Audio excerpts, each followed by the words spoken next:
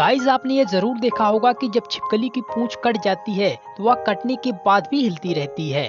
आखिर यह क्यों हिलती है, इसका क्या रीजन हो सकता है। तो गाइस आज का सेशन बहुत ही इंपॉर्टेंट होने वाला है, इसलिए वीडियो को इन तक जरूर देखिएगा। तो चलिए जानते हैं ऐसा क्यों होता है। छिपकली के पास प्राकृतिक तौर पर बचाव का कोई हथियार नहीं होता है। इसी कारण से जब उसका किसी बलिष्ठ शिकारी यानी लंबे चौड़े शिकारी से सामना होता है तो वह अपनी पूंछ गिरा देती है। जब पूंछ फुदक रही होती है तो शिकारी का ध्यान भटका देती है और इस समय का उपयोग करके छिपकली भाग जाती है। पूंछ गिराने के दौरान उसकी बहुत सी ऊर्जा नष्ट हो जाती है। छिपकली वापस आकर उस पूंछ को खा लेती है, जिससे उसकी खोई हुई ऊर्जा उसे वापस मिल जाती है, जो बहुत अधिक वसा जमा करती है।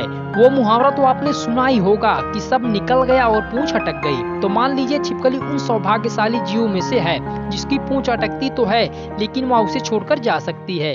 चलिए अब जानते हैं इसका वैज्ञानिक कारण क्या होता है। इसे जीव विज्ञान में ऑटोटोमी यानी सेल्फ एम्प्यूटेशन कहते हैं। ये सिर्फ छिपकली में ही नहीं बल्कि और भी उभयधारी सरीसृपी जीवों और अकशेरुकी प्राणियों में सबसे अधिक होता है, क्योंकि इन जीवों में पुनर्जनन की क्षमता होती है। मतलब ये अपने उस अंग को फिर से विकसित कर सकते हैं और सबकी समयावधि अलग अलग होती है। छिपकली में ये 6 महीने से 1 साल के बीच में विकसित होता है।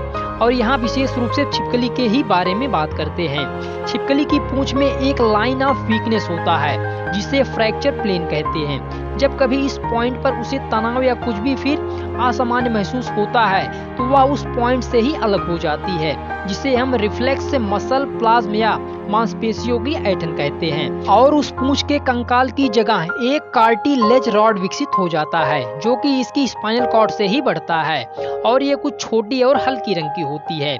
ये प्रक्रिया उसे प्रकृति की देन है जिसकी सहायता से वो आत्मरक्षा करती है। इससे कोई खून की कमी नहीं होती है। और दूसरी महत्वपूर्ण बात यह है कि उस पूंछ में चूंकि कुछ समय तक संचरण बना रहता है, इसीलिए वो कटी पूंछ कुछ ही देर तक हिलती रहती है। इससे शत्रु को छिपकली के होने का भ्रम हो जाता है और वो उस आपातकाल स्थिति से बच निकलती है।